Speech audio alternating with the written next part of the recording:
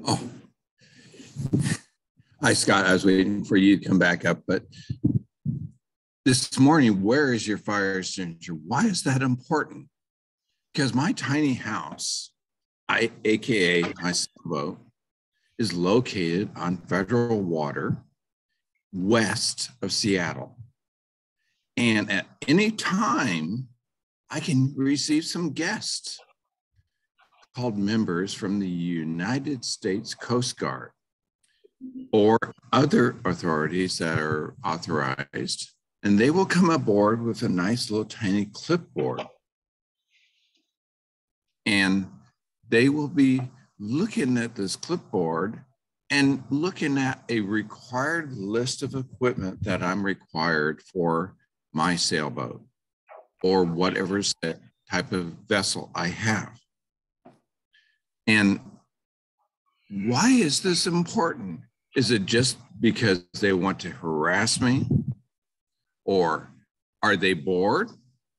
No, they have found out over the years of being collector data, what are things that are needed in case of an emergency? Because if you're not close to a fire department, they can't respond very quickly, and you are the fire department or whatever requirement.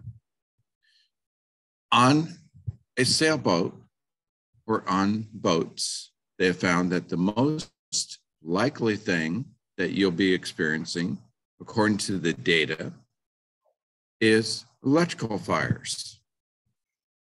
And they want to make sure that you can put out an electrical fire with your fire extinguisher.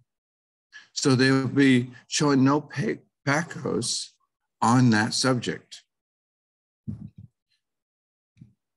They will come aboard and they will check it. And the next thing they will do is they won't just look at it from afar to say, oh, yeah. You have one over there. Oh, where's your, oh, yeah. Okay, we're good. And they will show you and check off that you have the 1 or 2 or whatever number are required, and you satisfy the requirements. They will actually go over, touch it, look at when it was inspected, and if the gauge is in the green zone.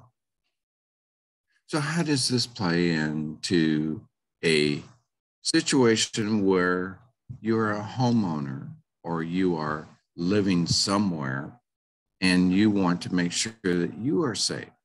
Because 48% of the fires, according to the National Fire Association, are cooking fires. And the last time you want to find out that your fire extinguisher is not working is when you actually need it, when the fire starts.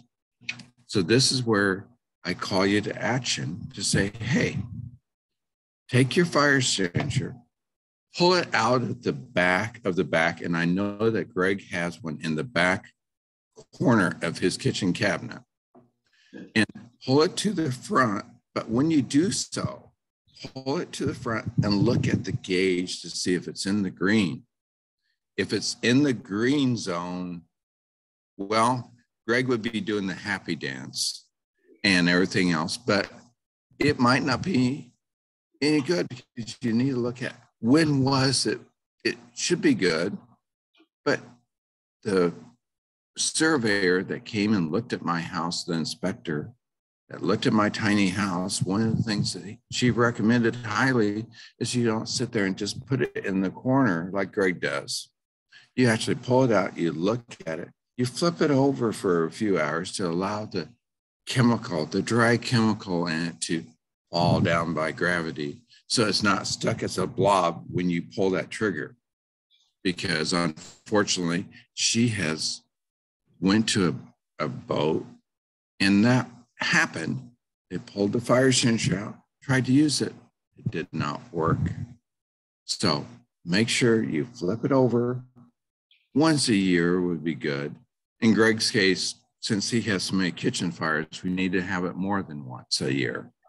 So pull it out, look at it, because the last thing you want to do is when the Coast Guard does come aboard your craft, they will ask you for this required equipment, and they will show no PACOs if you have or don't have it. So my call to action is go dig those out. If you haven't dug them out, or if you don't know where they are, pull them out, look at the gauge, flip them over, let the dry chemical move around, and then put it in a location and make sure everybody in the household knows where that is, because fire won't necessarily say, hey, I'll wait until you go find it. And then when it's large, when your house is burned to the ground or you are in the water, you don't want to be there. So with that, go write down and have a goal to look at that fire extinguisher today, or go purchase them and get some new ones. Back to you, Scott.